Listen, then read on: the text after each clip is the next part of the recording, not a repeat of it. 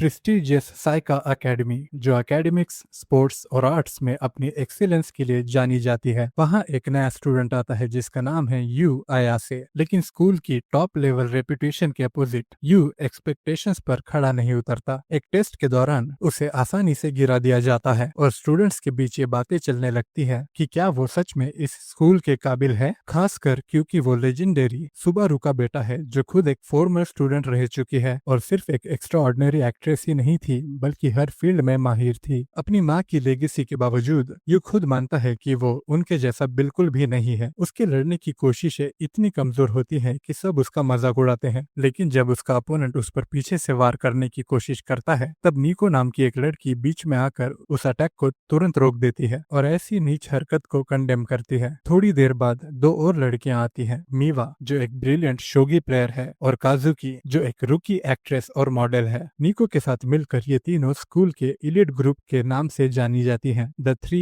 Royals. काजुकी you की काबिलियत पर सवाल उठाती है कि क्या वो इस स्कूल में होने के लायक है। यू शांति से समझाता है कि उसने स्पेशल टैलेंट स्ट्रीम से अप्लाई नहीं किया था बल्कि जनरल एजुकेशन सेक्शन के थ्रू आया था। ये बात सुन के सब लोग हैरान रह जाते हैं। फिर भी हारने की सजा के रूप में लड़कियां उसे स्कूल के डोजो की सफाई करने को कहती हैं। चाहे वो उदास था, लेकिन यू ने पूरे ईमानदारी से काम पूरा किया, सब कुछ चकाचक साफ कर दिया। ये देखकर सब लोग हैरान रह गए। एक फ्लैशबैक दिखाता है कि कैसे वो हमेशा अपनी माँ के साये में जीता था, हर फील्ड में अपनी पूरी कोशिश करने के बाद भी कभी कुछ जम नहीं पाया। उसके असली दोस्त बहुत कम थे और माँ की मौत ने उसकी जिंदगी में एक खालीपन छोड़ दिया। उसकी माँ की डायरी की एंट्री में सिर्फ एक तमन्ना लिखी थी, यू का एक खुशहाल परिवार होना। अपनी माँ की इच्छा को पूरा करने के लिए यू मिका दोनों रेजिडेंस पहुंचता है, लेकिन उस जगह की शान और शौकत देखकर वो हैरान रह जाता है। एक गलतफहमी के कारण उस पर नीको हमला कर देती है जो अभी अभी शावर से निकल कर आई होती है। तभी दो और बहनें वहां पहुंच जाती हैं और उन्हें एक कॉम्प्रोमाइजिंग पोजीशन में देख लेती हैं और फिर शुरू होता है हंगामा। असली ट्विस्ट, ये तीनों बहनें नीको,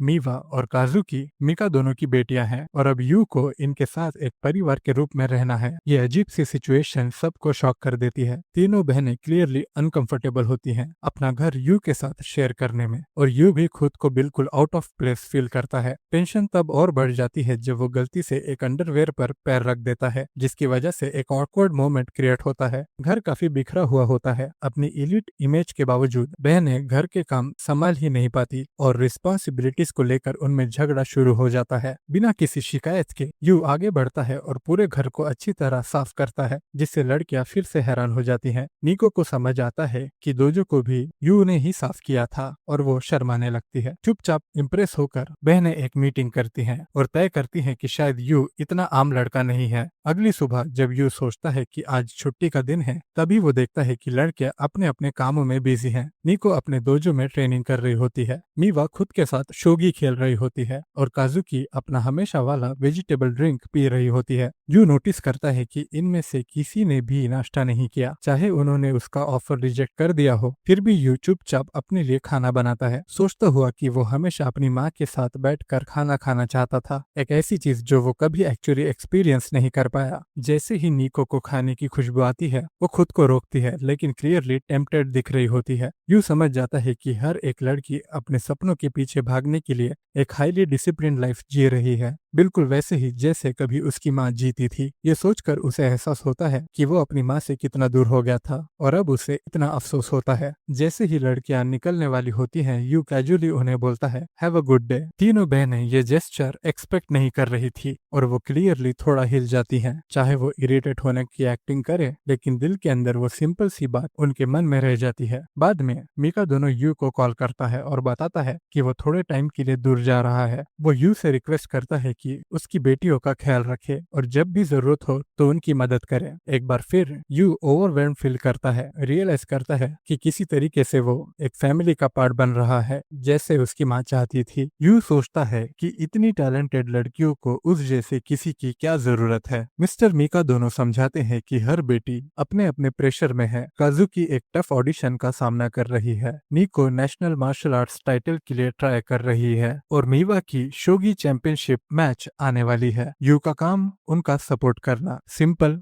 या शायद नहीं। कपड़े धोते वक्त यू सोचता है कि वो कितना ऑर्डिनरी है, ना कोई टैलेंट ना कोई ब्रिलियंस। उसे पता है कि फेलियर कितना दर्दनाक हो सकता है, खासकर जब सब तुमसे सक्सेस की उम्मीद रखते हैं। वही दर्द उसे कुछ करने के लिए मजबूर करता है, तो वो मार्केट की तरफ निकल पड़ता है। डिसाइड करता है कि वो उनके साथ फूड के जरिए बॉन्ड करेगा। नीको घर आती है और यू को कुकिंग करते देख सरप्राइज हो जाती है। वो शक करती है और उसके साथ खाने से मना कर देती है, लेकिन जब वो देखती है कि यू थके बिना कुक बुक्स के पेजेस पलट रहा है तो उसे समझ आता है कि वो सीरियस है। मीवा भी रूम में आती है और यू उसे भी इनवाइट करता है। नीको स्कोफ करती है, लेकिन अचानक उसे याद आता है कि बचपन में वो खुद फूड को लेके कितनी स्ट्रिक्ट थी, हमेशा साइंटिफिकली बैलेंस्ड मील्स खाती थी। उस रात थोड़ी देर बाद नीको चुपके से नीचे आती है और वहीं फ्रीज हो जाती है। यू ने उसके लिए एक परफेक्टली बैलेंस्ड एथलीट्स मील तैयार किया होता है। जब वो न्यूट्रिएंट ब्रेकडाउन समझाता है और ये तक बताता है कि उसने एक डाइटिशियन से कंसल्ट किया था, तो नीको मान जाती है और खाने लगती है। यू खुशी से चमक उठता है। थोड़ी देर बाद मीवा भी क्यूरियोसिटी में आ जाती है और यू उसके लिए एक ब्रेन बूस्टिंग मील प्रेजेंट करता है। दोनों बहनें टेबल पर एक दूसरे को चिढ़ाना शुरू करती हैं, लेकिन तभी काजुकी आती है। यू उसके लिए एक ऐसा मील ऑफर करता है जो स्पेसिफिकली उसकी ग्लो और हेल्थ के लिए बनाया गया होता है। काजुकी ठंडे अंदाज में वहां से चली जाती है, ना सिर्फ यू को बल्कि उस फैमिली मोमेंट को भी रिजेक्ट कर देती है। यू का दिल टूट जाता है। नीको भी गुस्से में आ जाती है, लेकिन जब वो काजुकी का पोर्शन खाने लगती है, यू उसे रोकता है और कहता है कि उससे उसका डाइट बिगड़ जाएगा। कुछ दिन बीत जाते हैं, काजुकी अब भी उसे इग्नोर करती रहती है। यू उसे बेहतर समझने की कोशिश करता है, यहाँ तक कि स्कूल में उससे बात करने के चक्कर में खुद को एम्बैरस तक कर बैठता है, जिससे रूमर्स भी फैल जाते हैं। फिर वो नीको के डोजो जाता है, बहुत बेकार आइडिया। उसके टीममेट्स उस पर टूट पड़ने ही वाले होते हैं।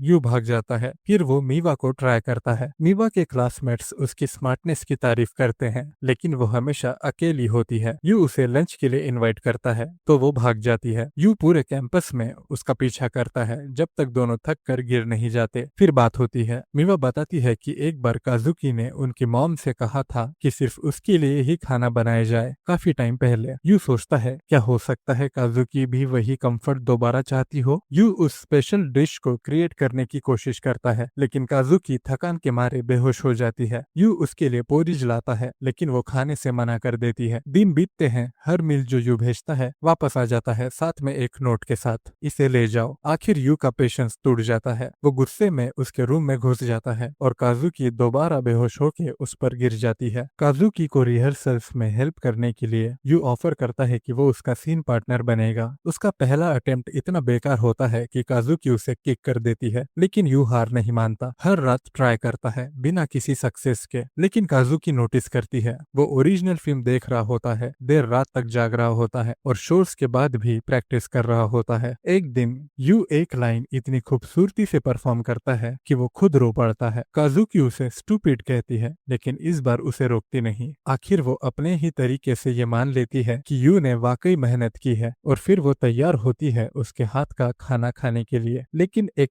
ट्विस्ट होता है। अपने ब्लैंकेट के नीचे छुपकर काजुकी धीरे धीरे उन सब चीजों की लिस्ट देती है जो वो खाने से मना करती है। इतने सब कुछ के बाद ये प्राउड और दूर रहने वाली स्टार बस एक पिकी ईटर निकलती है। यू का सफर उसके दिल तक पहुंचने के लिए फेल मील्स, बेकार एक्टिंग और इमोशनल ब्रूजेस से भरा था, लेकिन आखिरकार वो काम कर रहा है। उस सुबह कुछ अजीब होता है। काजुकी अपनी बहनों मीको और मीवा के साथ नाश्ता करती है और इस बार वो वाकई असली खाना खा रही होती है। यू वहाँ से गुजरता है और कैजुअली उसकी तारीफ करता है कि उसने अपना सूप खत्म कर लिया। काजुकी कूल बनने की कोशिश करती है और कहती है कि जब तक गाजर नहीं है तब तक सब ठीक है, लेकिन उसे ये पता नहीं होता कि यू ने चुपके से गाजर को ग्रेट करके डाल दिया था। ये छोटा सा लेकिन दिल को छू लेने वाला पल देखकर यू अंदर ही अंदर संतुष्ट महसूस करता है। एक बार के लिए सब कुछ एक असली परिवार जैसा लगता है, लेकिन वो वार्म फीलिंग शाम तक धुंधली पड़ जाती है। एक एक करके बहनें मैसेज भेजती हैं कि वो डिनर के लिए घर नहीं आ पाएंगी। यू अपनी निराशा छुपाने की कोशिश करता है, लेकिन वो अंदर ही अंदर उस पर छाई रहती है। वो अपने अकेले बचपन के बारे में सोचता है। एक ऐसी माँ ने पाला जो एक महान एक्ट्रेस थी, लेकिन हमेशा काम के सिलसिले में दूर रहती थी, जबकि उसका सपना था कि यू एक खुशहाल परिवार पाए। यू को अब लगता है कि उसे ये तक नहीं पता कि एक असली खुशहाल परिवार होता क्या है। तसल्ली की तलाश में वो एक पुराने ड्रामा की तरफ रुख करता है, जिसमें जिसमें उसकी माँ ने एक प्यारी और केयरिंग माँ का रोल निभाया था। शो की सीधी सादी गर्माहट उसके दिल को छू जाती है और वो पूरी सीरीज एक साथ देख लेता है। शादी वाले सीन में उसकी आंखों में आंसू होते हैं। तभी बहनें वापस आती हैं और उसे इमोशनल हालत में पाती हैं। मीवा हैरान होती है कि उसने पूरी सीरीज खत्म कर ली। काजुकी चुपचाप पहचान जाती है कि वो एक्ट्रेस यू की माँ है। उसका दर्द समझते हुए काजुकी नरमी से कहती है कि उसे अपना एक्सेप्टेंस पाने के लिए घर के काम करने की जरूरत नहीं है। मीवा भी इस बात से सहमत होती है और नी को मजाक में कह देती है कि यू तो बस एक फ्री लोडर है। यू अचानक चौंक जाता है और कहता है कि वो सच में उनके परिवार का हिस्सा बनना चाहता है, लेकिन बहनें उसकी बात को समझ नहीं पाती। नी को कहती है कि फैमिली का कॉन्सेप्ट तो वैसे भी ओवर हाइप्ड है, खासकर उन जैसे लोगों के लिए। पीछे मूवी का शादी वाला सीन चल रहा होता है, लेकिन यू के जज्बात समझने के बजाय लड़कियां गलत समझ बैठती हैं। उन्हें लगता है कि यू उनसे शादी करना चाहता है। गलत फहमी से अभी भी अनजान यू बात का रुख बदलता है और उनसे उनके बर्थडेज के बारे में पूछता है, ये जानने के लिए कि कौन बड़ी बहन होनी चाहिए। लेकिन लड़कियां इस बात को भी गलत समझ लेती हैं और शर्मिंदगी में गुस्से से वहां से निकल जाती हैं। एक बार फिर उसे फ्री लोडर कहकर चिढ़ाती हैं। बाद में नी को टॉवल में लिपटी हुई बाथरूम से बाहर निकलती है और यू से टकरा जाती है। यू सीधे दिल से कहता है कि उसे ठंड लग सकती है, इसीलिए संभल जाए। नी को शर्म से लाल हो जाती है और जल्दी से वहां से भाग जाती है। रास्ते में वो मीवा से टकरा जाती है, जो उसके लाल चेहरे को देखकर शक करने लगती है। थोड़ी देर बाद मीवा भी तब शर्मा जाती है जब लॉन्ड्री लेते वक्त उसका हाथ यू से छू जाता है। नी को उसे छेड़ती है, लेकिन छेड़ते छेड़ते ये कह जाती है कि उसे भी यू पसंद हो सकता है। ये सुनकर दोनों बहनों के बीच एक फनी झगड़ा शुरू हो जाता है और उस दौरान यू तो बिल्कुल ही अनजान होता है, शांति से लॉन्ड्री फोल्ड करता रहता है। काजुकी वहां आती है और दोनों बहनों को डांट लगाती है, लेकिन तभी वो खुद भी शर्मा जाती है जब यू उसका शुक्रिया अदा करता है। उसका रिएक्शन छुप नहीं पाता और तुरंत ही उसकी बहनें उसे छेड़ना शुरू कर देती हैं। लेकिन यू तो अब भी कुछ नहीं समझ पाता। वो बस उनसे कहता है कि लड़ना बंद करें और फिर से अपने काम में लग जाता है। साफ सफाई करते वक्त यू को एक पुरानी तस्वीर मिलती है जिसमें तीनों बहनें छोटी बच्चियों के रूप में खुश नजर आ रही होती हैं। उनके मुस्कुराते चेहरे देखकर यू रुक जाता है। वो सोचता है कि ये फोटो किसने गिराई होगी और उसके दिल में एक गहरी चाहत जागती है कि वो उनकी जिंदगी में वो गर्माहट दोबारा ला सके। अगले दिन बहनें बताती हैं कि वो अलग अलग कॉम्पिटिशन्स के लिए शहर से बाहर जा रही हैं। यू के मन में फिर से दूरी बढ़ने का डर बैठ जाता है। छुपके से वो उनके डेस्टिनेशंस की रिसर्च करता है और उन सब के होटल्स एक दूसरे के पास ही बुक कर देता है। वो उनके लिए ड्रिंक्स और कंफर्ट आइटम्स भी तैयार करता है ताकि किसी भी तरह उनका हौसला बना रहे। सबसे पहले मीवा शिकायत करती है कि होटल का खाना बिल्कुल फीका होता है। यू मजाक में कहता है कि मीवा को उसकी कुकिंग याद आएगी। मीवा तुरंत मना कर देती है, लेकिन यू मुस्कुराते हुए वादा करता है कि जब वो लोग वापस आएंगे तो उनके लिए कुछ टेस्टी बनाएगा। कंपटीशन में मीवा अपना पहला मैच जीत जाती है, लेकिन उसकी मेंटर उसे चेतावनी देती है कि अगला राउंड काफी टफ होगा। उसी रात मीवा शहर में काजुकी और नीको को देख लेती है और तभी यू वहां नजर आता है, बैकपैक पहने, मुस्कुराते हुए। तीनों बहनें हैरान रह जाती हैं उसे एक ही जगह देखकर। यू बताता है कि ये सब उसकी प्लानिंग थी, क्योंकि बहनें एक दूसरे से अपने इवेंट्स के बारे में बात तक नहीं कर रही थी, इसलिए उसने उनके शेड्यूल्स की रिसर्च की और उनके होटल्स एक दूसरे के पास बुक किए ताकि वो थोड़ा वक्त साथ बिता सकें। शुरू में लड़कियां थोड़ी कंफ्यूज्ड और थोड़ी चिढ़ जाती हैं, लेकिन तभी यू उन्हें बताता है कि उसी रात चेरी ब्लॉसम फेस्टिवल हो रहा है। यू उम्मीद करता है उस पुरानी तस्वीर जैसी एक याद को दोबारा जीने की, जिसमें तीनों बहनें इतनी खुश नजर आई थी। पहले तो लड़कियां थोड़ा सा ताना मारकर हंसी उड़ाती हैं, लेकिन तभी यू उन्हें एक बुकलेट दिखाता है जिसमें लिखा होता है कि कई मशहूर प्रोडिजीज ने आसपास के श्राइन विजिट किए थे गुड लक के लिए। साथ ही उस बुकलेट में टेस्टी फूड स्टॉल्स के फोटोज भी होते हैं जो लड़कियों का ध्यान खींच लेते हैं। इस बात ने नीको और मीवा का ध्यान खींच लिया। सबसे पहले काजुकी मान गई, उसे लगा ये सोशल मीडिया के लिए परफेक्ट कंटेंट होगा, पर उसने जोर दिया कि सब लोग प्रॉपर आउटफिट्स पहने। यू पहले से ही तैयार था, उसने एक किमोनो रेंटल शॉप भी ढूंढ रखी थी। शॉप पर काजुकी एक स्टाइलिश मोनोक्रोम किमोनो में कमाल लग रही होती है और मीवा एक ऐसे किमोनो में होती है जो प्यारे प्यारे बिल्ली के डिजाइन से भरा होता है, बिल्कुल उसकी पर्सनैलिटी जैसा। यू दोनों की तारीफ करता है, लेकिन नीको किमोनो पहनने से इनकार कर देती है। तभी यू नरमी से उसे कुछ नया ट्राई करने के लिए कह देता है। एक स्टाफ मेंबर उसे एक डेनिम किमोनो दिखाती है जो काफी स्टाइलिश होता है, लेकिन यू चुपके से एक हल्का गुलाबी किमोनो निकालता है जिसमें चेरी ब्लॉसम्स बने होते हैं, क्योंकि उसके हिसाब से वही नीको पर सबसे ज्यादा सूट करेगा। उसकी बहनें थोड़ी शक भरी नजर से देखती हैं क्योंकि वो किमोनो नीको के यूजुअल स्टाइल से काफी अलग होता है। लेकिन आखिरी फैसला नीको का होता है। लंबे इंतजार के बाद दरवाजा धीरे से खुलता है। नीको बाहर आती है, हल्की गुलाबी किमोनो में, एक जेंटल सी हेयर स्टाइल के साथ। वो सबकी आंखों को अवॉइड करती है। यकीन में नहीं होती कि वो अच्छी लग रही है। उसे लगता है वो अजीब लग रही होगी, लेकिन सब चुप हो जाते हैं। वो बहुत ज्यादा खूबसूरत लग रही होती है। फिर यू और तीनों बहनें फेस्टिवल पहुंचते हैं, लेकिन तुरंत ही काजुकी के आसपास फैंस का एक झुंड इकट्ठा हो जाता है। सब उसके एक्टिंग करियर की तारीफ कर रहे होते हैं। उसकी बहनें और यू एक तरफ चुपचाप खड़े रह जाते हैं। यू थोड़ा इरिटेट हो जाता है क्योंकि उसने सोचा था ये मेला काजुकी के लिए अपनी बहनों के साथ दोबारा जुड़ने का एक मौका होगा। लेकिन जब वो देखता है कि काजुकी कितनी आराम से और प्यार से उस भीड़ में है, तो वो डिसाइड करता है कि बीच में नहीं आएगा।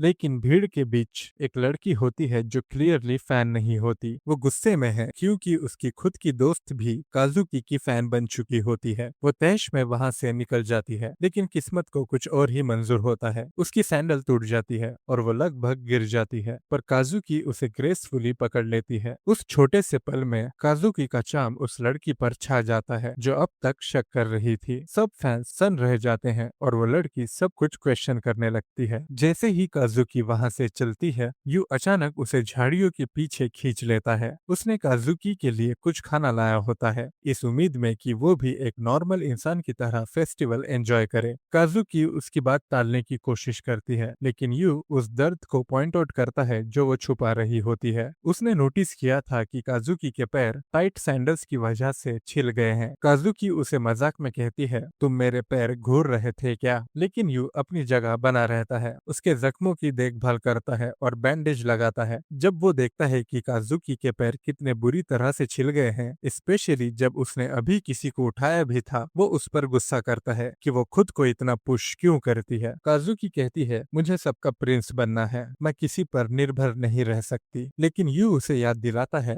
कभी कभी प्रिंस को भी किसी के सहारे की जरूरत पड़ती है। इस बार काजुकी चुपचाप अपना पैर आगे करती है। तभी दूसरी तरफ मीवा और नीको गोल्डफिश गेम खेल रही होती हैं। थोड़ी देर बाद यू और काजुकी उनके पास वापस आते हैं, जहां काजुकी एक फनी सा मास्क पहनी होती है ताकि भीड़ में पहचानी ना जाए। ग्रुप दो टीम्स में डिवाइड हो जाता है, यू और काजुकी वर्सेस मीवा और नीको। खेल के दौरान मीवा मजाक करती है, ये मास्क तो तुम पे सूट करता है काजुकी, तुम ज्यादा हैप्पी लग रही हो। बहनों के बीच कंपटीशन हिलेरियस लेवल तक चला जाता है और यू उनके पेस से बेयरली मैच कर पाता है। फिर चुपचाप वो वहां से निकल जाता है अपने अगले सरप्राइज की तैयारी करने के लिए। यू फेस्टिवल के सबसे खास चैलेंज की तरफ बढ़ता है, lotus leaf crossing challenge. Prize है एक फोटो शाइन के गोल्डन गार्डियन स्टैचू के साथ, जो अनबीटेबल लक का सिंबल माना जाता है। यही एक याद है जो कभी तीनों बहनें मिलकर ट्रेजर करती थी। यू चाहता है कि वो ये प्राइज उनके लिए जीते, लेकिन गेम इजी नहीं होता।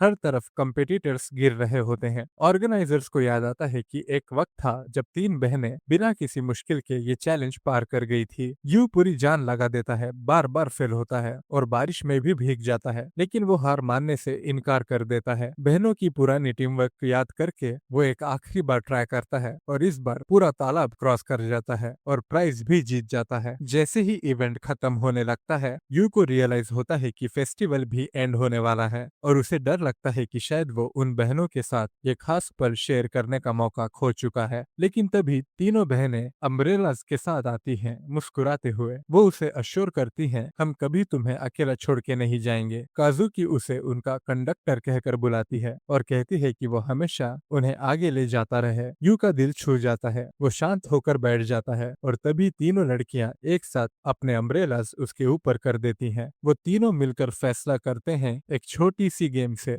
Rock paper seizures. आयरॉनिक बात ये होती है कि जो हारता है उसे यू के साथ चलने का मौका मिलता है, जो असल में सब सीक्रेटली चाहते हैं। नीको हार जाती है और यू के साथ चलती है, पूरी तरह शर्माई हुई और कंफ्यूज, क्योंकि उसका दिल इतनी तेज धड़क रहा होता है कि वो खुद भी समझ नहीं पाती। थोड़ी देर बाद होटल में तीनों बहनें एक साथ बात का मजा लेती हैं। नीको अपने चेस्ट को पोक करती है, सॉफ्टली विश करती है कि काश वो थोड़ी और ग्रो हो जाए। बाकी बहनें ये देखकर मन ही मन उसका मजाक उड़ाती हैं, लेकिन मजा यही खत्म नहीं होता। जब वो सब बाहर निकलती हैं, तब उन्हें रियलाइज होता है कि यू ने अपने लिए तो कोई रूम रूम बुक किया ही नहीं। यू मजाक में कहता है, लगता है आज सड़क पे सोना पड़ेगा, लेकिन बहनें तुरंत मना कर देती हैं और उसे अपने साथ रुकने का इनवाइट देती हैं। यू थोड़ा एम्बेरस्ड फील करते हुए एक बाथरोब लेने के लिए निकल पड़ता है। रास्ते में हर एक लड़की के साथ उसका एक ट्रस्टेड और क्लोज मोमेंट भी हो जाता है। काजुकी शर्मा जाती है। मीवा तो टेंशन में लगभग फेंट होने वाली होती है और जब यू नीको की मदद करता है तो वो सिर्फ उसकी खुशबू से ही ओवरवेल्म हो जाती है। बाद में तीनों लड़कियां रात भर सो नहीं पाती। बाहर से तो कहती है कि एक्साइटमेंट की वजह से नींद नहीं आ रही है, लेकिन अंदर ही अंदर उनका यू के लिए बढ़ता हुआ प्यार क्लियरली महसूस हो रहा होता है। उस रात यू उस फोटो के बारे में सोचता है जो उसने थोड़ी देर पहले ली थी, जहां तीनों बहनें खुल के हंस रही थी। आयरॉनिक बात यह थी कि वो तभी हंसी थी जब यू खुद गलती से और भी ज्यादा भीग गया था। जिस वजह से वो सच में हंसी थी, वही मोमेंट एक परफेक्ट मेमोरी बन गया। लेकिन जब यू पुरानी चाइल्डहुड फोटो चेक करता है तो वो फोटो वहां नहीं होती। उसकी जगह एक छोटी सी नोट होती है। ओरिजिनल ओनर ने फोटो वापस ले ली है, जो ये दिखाता है कि किसी ने उस ट्रिप को दिल से ट्रेजर किया है।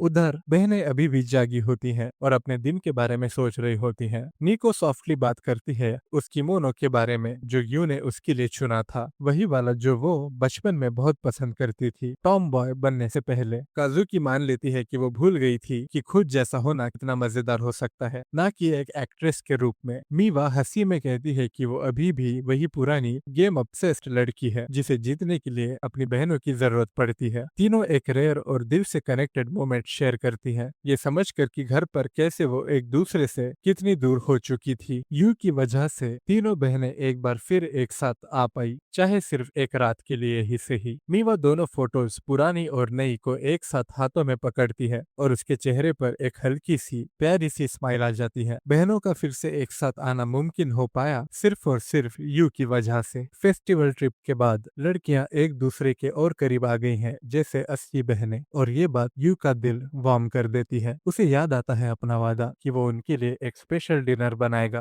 तो स्कूल के तुरंत बाद वो घर की तरफ दौड़ता है एक शानदार दावत बनाने के लिए एक्साइटेड होकर। लेकिन जैसे ही वो दरवाजा खोलता है उसे हैरानी होती है देखकर कि लड़कियां पहले से ही घर आ चुकी हैं, और उससे भी ज्यादा झटका तब लगता है जब वो एंट्रेंस पर 4 जोड़ी जूतों को देखता है। अंदर जाके वो देखता है कि लड़कियां चुपचाप खड़ी हैं एक आदमी के सामने। जब वो आदमी बोलना शुरू करता है यू तुरंत समझ जाता है कि ये उनके पिता हैं, मिस्टर मिकादोनो। यू तुरंत झुकता है और उनका शुक्रिया अदा करता है कि उन्होंने उसे लड़कियों के साथ रहने दिया। मिस्टर मिकादोनो सुबारू के गुजर जाने का अफसोस व्यक्त करते हैं, लेकिन तुरंत बात यू पर ले आते हैं। कहते हैं कि सुबारू का टैलेंट उसके बेटे के थ्रू जिंदा रह सकता है अगर वो और मेहनत करे। अचानक यू को कुछ अजीब लगता है। लड़कियां अनयूजुअली चुप हैं। पता चलता है कि उनके पिता उनसे उनकी प्रोग्रेस के बारे में सवाल कर रहे थे। एक एक करके हर बेटी ठंडे अंदाज में रिपोर्ट करती है कि वो अपने अपने फील्ड में टॉप पर है। संतुष्ट होकर उनके पिता जाने के लिए तैयार होते हैं, लेकिन यू उन्हें रोकता है और डिनर के लिए बुलाता है जो वो तैयार कर रहा है। मिस्टर मीका दोनों मना कर देते हैं। उन्हें वो मिल गया है जो वो लेने आए थे, लेकिन तभी उनकी नजर फेस्टिवल से लाए गए मास्क पर पड़ती है। यू खुशी खुशी बताता है कि सब मिल के गए थे बचपन की एक याद को दोबारा जीने के लिए और लक वाले श्राइन पर एक फोटो लेने के लिए। लेकिन खुश होने के बजाय उनके पिता का व्यवहार अचानक रूखा और गुस्सा भरा हो जाता है। वो यू की तरफ बढ़ते हैं और कहते हैं कि उनकी बेटियों को सक्सेस के लिए लक की जरूरत नहीं है। फिर एक ठंडी सी मुस्कान के साथ वो यू को सुबारू की विरासत के लिए एक बे टैलेंट शर्मनाक कलंक कहते हैं और मास्क को 2 टुकड़ों में तोड़ देते हैं। यू का कंधा जोर से पकड़कर वो कहते हैं कि इस घर में उस जैसे के लिए कोई जगह नहीं है। लेकिन इससे पहले कि यू को घर से निकाला जाए, लड़कियां आगे बढ़ती हैं। वो यू का बचाव करती हैं, चाहे उसके पास कोई बड़े अचीवमेंट्स या टैलेंट ना हो। उनका कहना है कि यू उनके घर की बैकबोन है, एक ऐसा इंसान जो बिना थके उनकी जिंदगी को संभालता है। मिस्टर मीका दोनों हैरान रह जाते हैं कि उनकी बेटियां उस लड़के का साथ दे रही हैं जिसे वो उनके लायक भी नहीं समझते। लेकिन लड़कियां अपने फैसले पर कायम रहती हैं। उन्हें यू की जरूरत है फोकस रहने के लिए और अपना बेस्ट देते रहने के लिए। उनकी बातों से प्रभावित होकर यू चुपचाप सब देख रहा होता है जब उनके पिता ने आखिरकार ना चाहते हुए भी उसे रुकने की इजाजत दे दे दी, लेकिन एक साफ वार्निंग के साथ,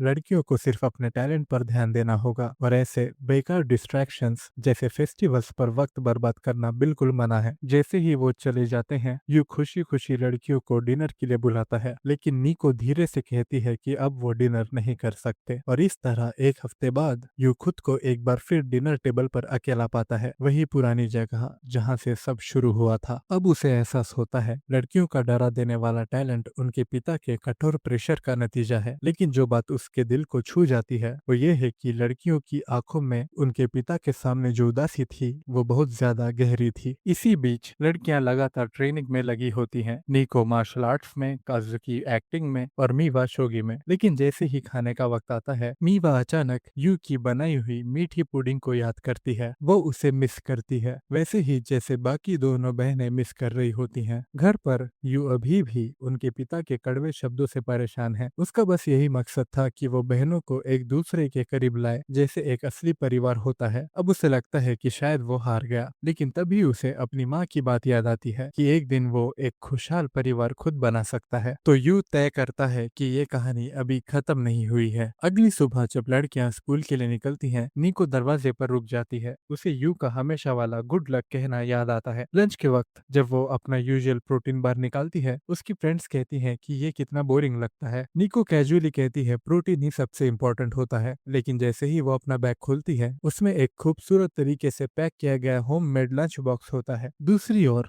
काजुकी और मीवा को भी वही चीज मिलती है, यू के पैर से बनाए गए लंच बॉक्सेस। ये देखकर उनके दिल भर जाते हैं। उन्हें समझ आता है यू अब भी उनका ख्याल रखता है। स्कूल में यू क्लास में बेहाल सोया होता है, क्योंकि वो सुबह 4 बजे उठकर उनके लिए खाना बनाने लगा था। घर लौटकर जब वो खाली लंच बॉक्सेस देखता है, उसकी खुशी का ठिकाना नहीं रहता। उस शाम लड़कियां उसे बिठाकर एक जरूरी बात करने के लिए तैयार होती हैं। वो उससे कहती हैं अब वो तैयार हैं उसके लिए लड़ने को, बस एक शर्त पर कि यू उनकी डेली लाइफ का सपोर्ट बना रहे और उन्हें उनका बेस्ट देने में मदद करता रहे। यू अपनी खुशी छुपा नहीं पाता। अब उसे महसूस होता है कि लड़कियों ने उसे दिल से अपना लिया है। अगले दिन सुबह वो उन्हें उनके लंच बॉक्सेस देता है और मुस्कुराते हुए हैव अ गुड डे कहता है। लड़कियां घर से निकलती हैं वार्म स्माइल्स के साथ। रिहर्सल में काजुकी घबराते हुए एक लंबी बालों वाली विग पहनती है अपने पहले फीमेल रोल के लिए। कहीं और नीको के पुराने मेंटर का कॉल आता है जो कहता है कि वो उसका टूर्नामेंट देखेगा। मीवा एक शोगी ग्रैंड मास्टर के सामने बैठी होती है अपने अगले टाइटल की तरफ बढ़ती हुई। लेकिन जब तीनों घर लौटती हैं, सर पर प्रेशर का बोझ लिए उन्हें यू मिलता है जो प्यार से घर पर बना रहा होता है गर्मा गर्म उडॉन। यू का पैर फिसल जाता है और लड़कियां हंस पड़ती हैं। एक पल के लिए अपना सारा टेंशन भूल जाती हैं। वो उसके बनाए हुए पहले उड़ान को टेस्ट करती हैं और पाती हैं कि उसका टेस्ट बस ठीक ठाक है। लेकिन हैरानी की बात यह है कि उन्हें ये पसंद आता है। पहली बार एवरेज होना सुकून देता है, एक ऐसी फीलिंग जो उनके पिता कभी समझ नहीं पाएंगे।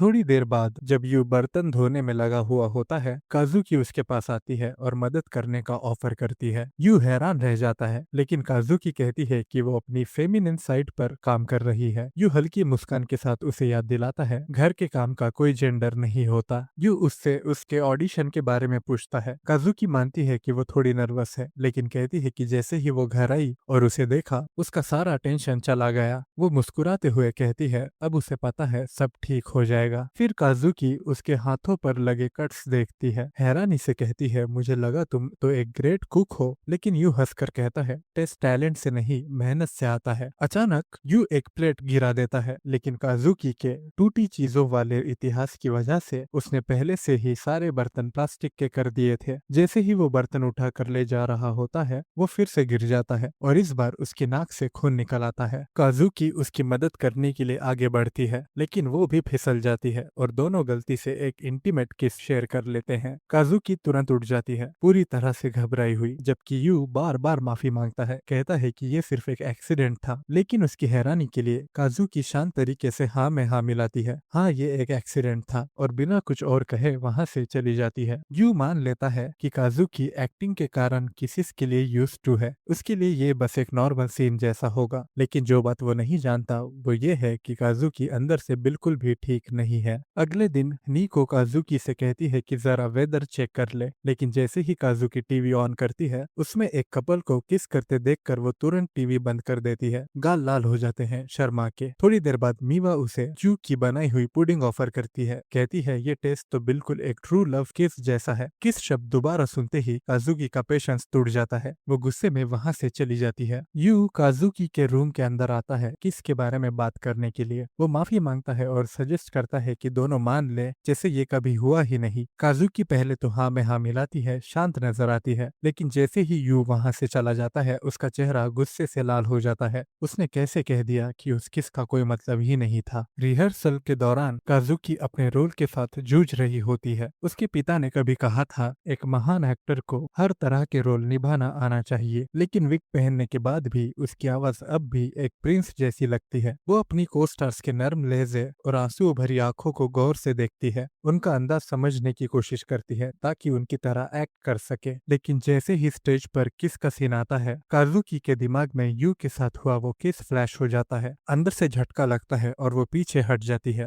रिहर्सल जल्दी खत्म कर दी जाती है और उसकी कोच साफ कह देती है तुम्हारी पर्सनल लाइफ तुम्हारी परफॉर्मेंस को अफेक्ट कर रही है। यही बात सुनकर काजुकी के दिमाग में एक आइडिया आता है। घर लौटकर काजुकी यू के पास आती है। वो उससे कहती है कि एक्टिंग में हेल्प के लिए वो स्टेमिना बूस्टिंग मिल्स बनाए, और यू खुशी से झूम उठता है क्योंकि सब कुछ फिर से नॉर्मल लगने लगा है। लेकिन तभी काजुकी हल्की मुस्कान के साथ कहती है और हाँ, संडे को मेरे साथ डेट पर चलना पड़ेगा। यू बिल्कुल चौंक जाता है, हक्का बक्का रह जाता है।